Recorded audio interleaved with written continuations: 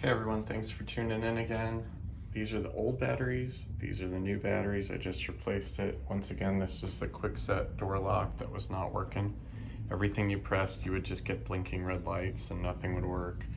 So I replaced the batteries on this all the time. It's getting super frustrating, but let's just see if it works this time. So you drop the batteries in like this. Okay, you should get a green light, that's a good sign. Let's see if it locks. Okay, so that was the problem, it wasn't getting power. Let's see if a code works. Code's not working. Let's try another code.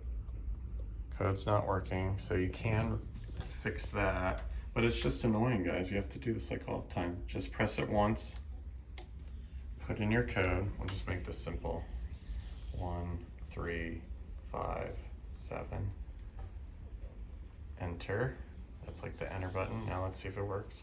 1, 3, 5, 7. So that works, but once again, like I said, you've got to reset it all the time. It's super frustrating.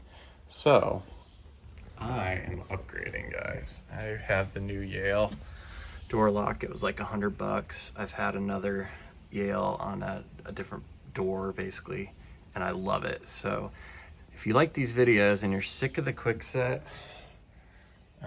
like I am, it's time to update. So I'm gonna post another video real soon. Should be right down here. Click it, watch it, and I'll show you how awesome this thing is and how crappy this thing is. Thanks for watching.